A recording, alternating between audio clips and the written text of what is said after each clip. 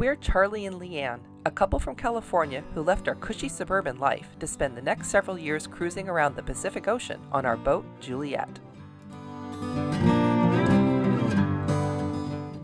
And our little dog, too. Our fourth season cruising in Mexico has come to an end, and it's time to put the boat somewhere safe for hurricane season and head inland. This year we decided to park the boat in a marina in Nuevo Vallarta called Paradise Village.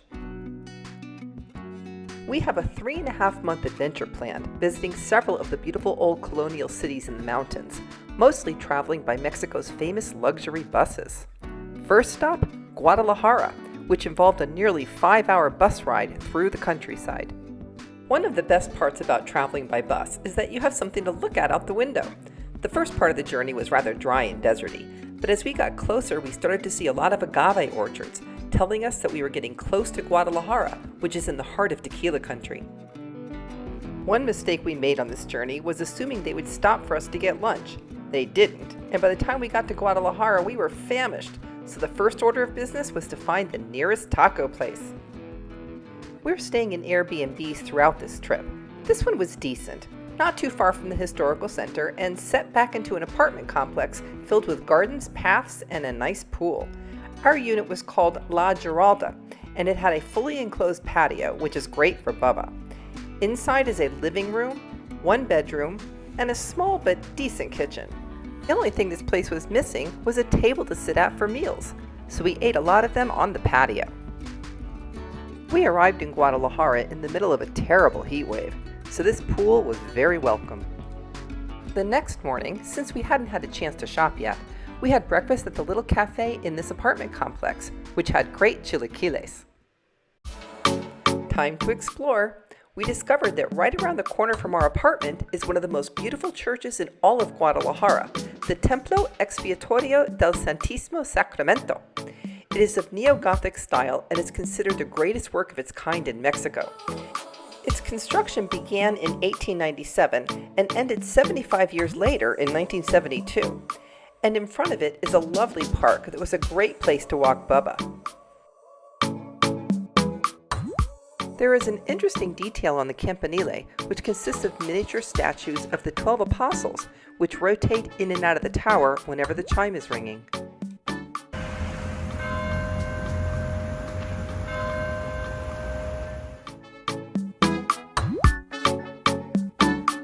In the evenings, families congregate here and enjoy the beautifully lit church, its fountains, and the food vendors that line the sidewalk next to the church.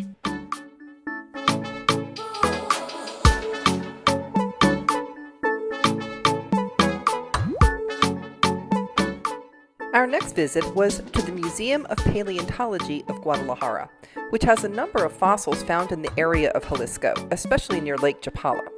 There are fossils of mammals dating from Miocene, Pliocene, and Pleistocene eras. It also has a research area that seeks to preserve paleontology as a science in Jalisco. All of the cities we picked for our summer adventure have a relatively compact Centro Histórico, as opposed to other cities where their most beautiful monuments may be more spread out.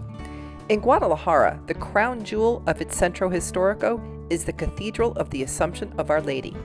This is the Roman Catholic cathedral of the Archdiocese of Guadalajara and a minor basilica. Constructed between 1561 and 1618, it is built in the Spanish Renaissance style, except for its neo-Gothic spires. The interior of this cathedral is truly eye-popping, with multiple altars, transepts, and alcoves.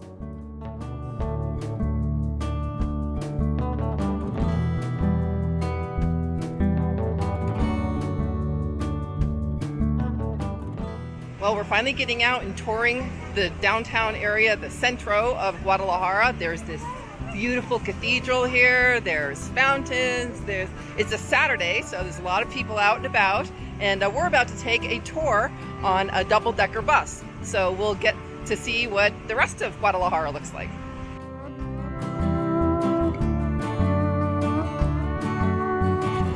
I got my English translation on.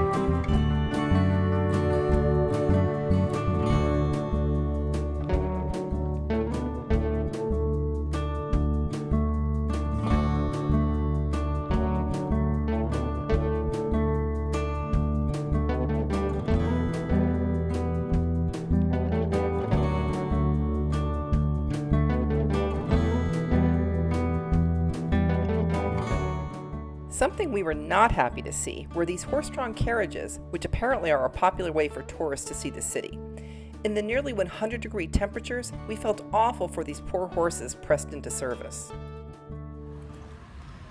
This intense heat is not normal for this region.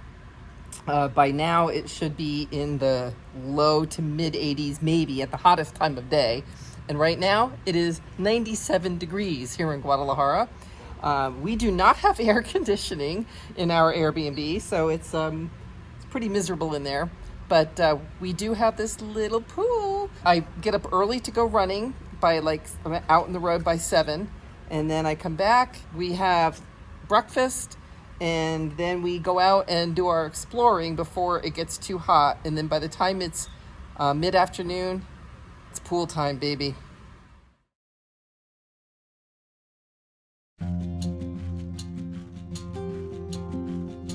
Strolling along Avenida Fray Antonio Alcalde for a couple of blocks, we stumbled across one of the many quirky sculptures that have sprung up in the city.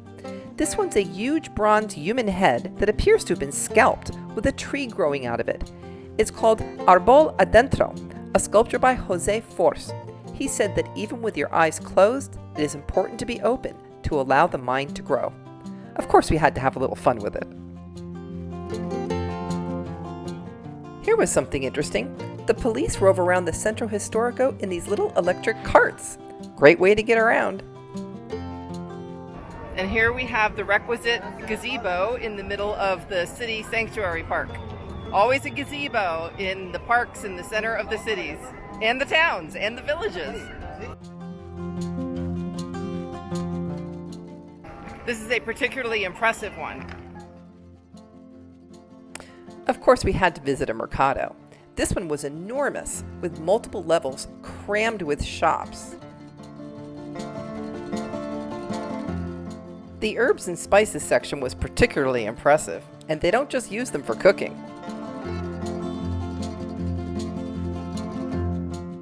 Yeah, it looks like these herbs can help cure prostate problems, diabetes, nerves, ulcers, cancer, pretty much anything.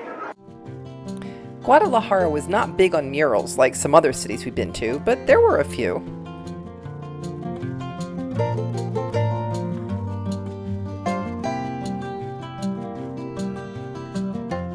And you haven't been to a city in Mexico until you get a shot at their city sign. I had to make mine Instagram ready with the duck lips. Oh wait, I don't have Instagram.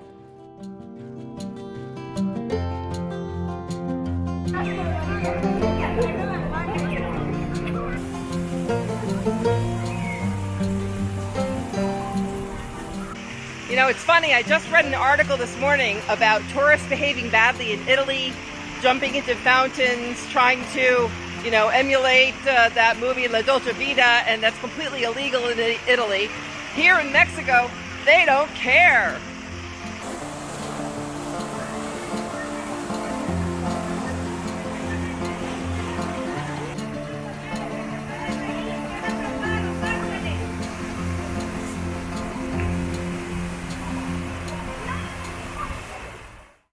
I gotta keep up with my running, but I was having a hard time finding a good running route.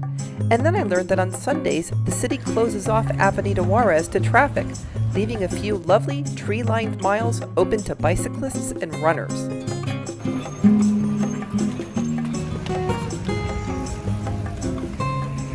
There are more ways than cycling and running to stay in shape.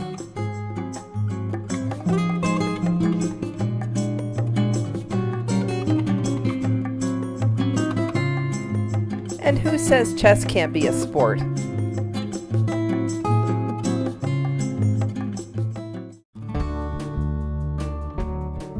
North Americans love to visit Europe for the stunning architecture, especially the churches and cathedrals. But what Mexico offers is at least as spectacular, and unlike in Europe, you can walk into pretty much any church, cathedral, or basilica for free and just gawk all you want, take photos or videos, and feel like you have stepped back in time a few hundred years.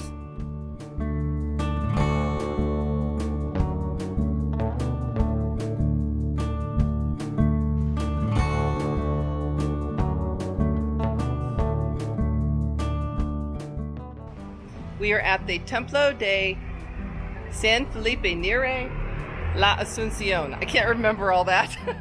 Anyway, the churches here in Guadalajara are just really overwhelming. We're walking into Centro, and I didn't even know we were going to walk past this one. It wasn't on my radar. This one was built in the 1800s, and it's neoclassic architecture, just gorgeous.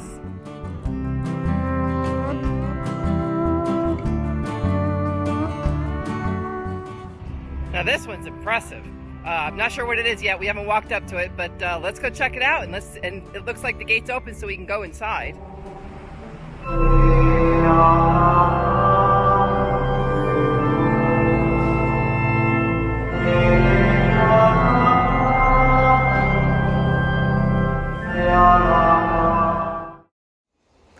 After arriving here in the worst heat wave that Guadalajara has had in God knows how long, the rainy season has finally started, and we are finally getting some cooling off rain. It rains pretty hard in the afternoon, and sometimes you have thunderstorms, and sometimes you have thunderstorms in the middle of the night.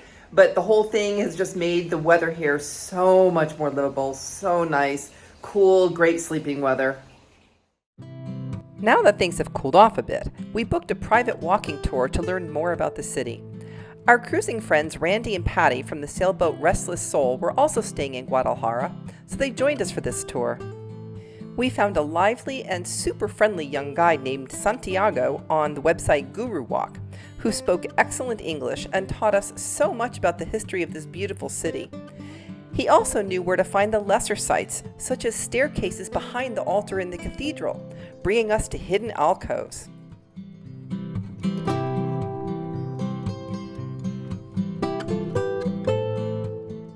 He even showed us a room deep in the bowels of the cathedral where ancient texts are stored and are being preserved and copied by historians.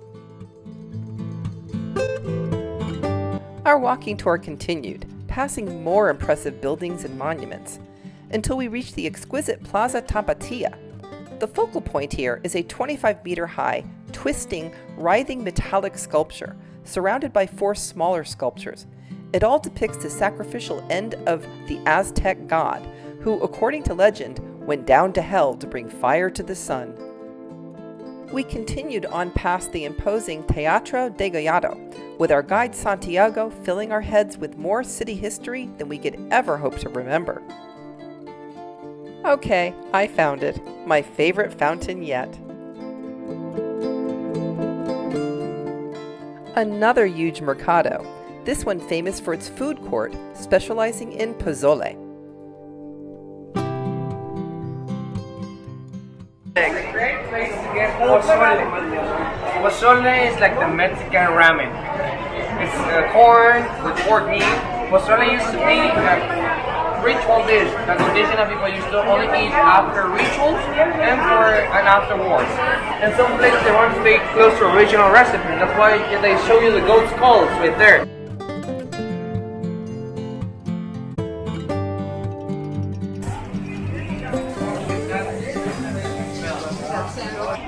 Now we are entering the area of witchcraft in this large market. And after a presentation of the Sage of Drug Lords, they pray to him to get protection. If you want to cast a spell, this is the place to get the stuff to do it.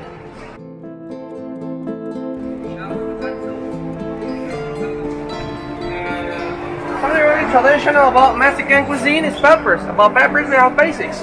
Big ones are the ones that are used for color and flavor. Small ones are the ones that you should be scared of because those are the ones that are spicy. And also peppers, they have different names, ones that are dry and ones that are green. For example of this, it's chipotle.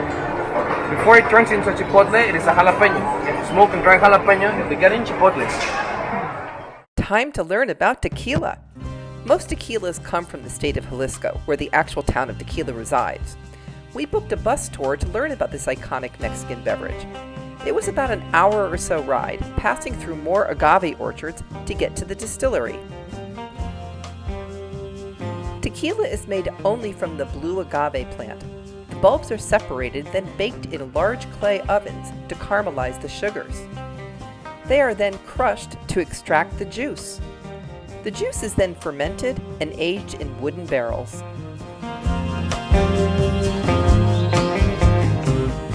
Next came the fun part, tasting it. Well, we've been through the first tasting already, and they are generous. They pour generously. You have to ask for it with fear or without fear. If you ask for with fear, you get half a shot. If you ask for it without fear, they give you a full shot, and you can have all you want. And we still have one more tasting to go, so woohoo! This place is called the Tequila Church. I don't know why, but I'm going with it.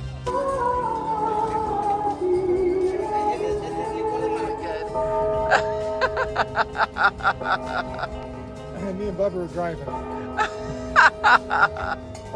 This was definitely a fun part of the tour. Even Bubba had a great time. Now, on to the town of Tequila. It's a small town with a big history. The tiny Zocalo, or main plaza, is centered around the Church of Santiago Apostole, a Baroque-style church built in the 16th century. This is also the home of Cholula sauce, one of my favorite hot sauces.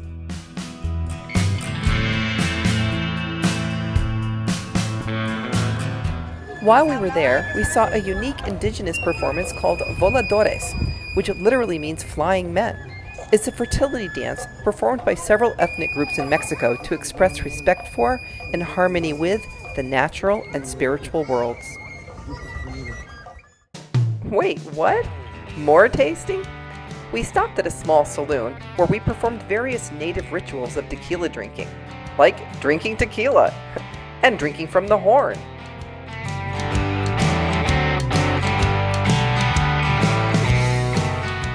And drinking straight from the barrel. The person who can go the longest wins. 1, 2, 3, 4, 5, 6, 7, 8, 9, 10, 11, 12, 13, 14, 15. I did not win. This was a fun tour, and we're glad we got to learn more about tequila. Sadly, this day did not have a happy ending for me. I got a call on the bus ride back that my mom had just passed away. This was not unexpected, but that doesn't make it any less painful. Charlie has been wanting to see one of Mexico's famous wrestling matches for a while now. My mom was a huge wrestling fan, and Charlie thought it would be a nice tribute to her to attend his first match in her honor. I was not much in the mood to go, but he went and had a great time.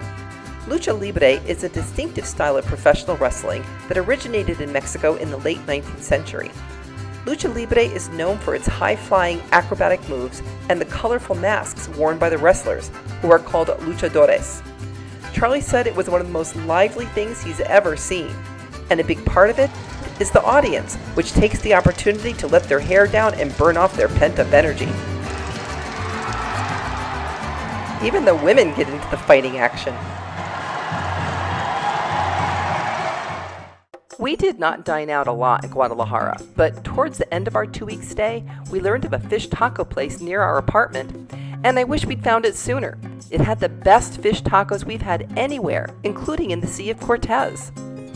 Thick chunks of meaty dorado with light breading and an expansive relish and salsa bar.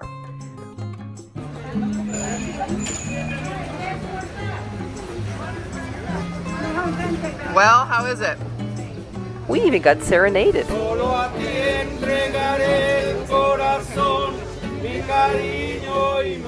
Well, that brings an end to our stay in Guadalajara. Next stop is San Luis Potosí, right in the heart of Mexico. Come back for our next video when we will share what has turned out to be one of our favorite cities in all of Latin America.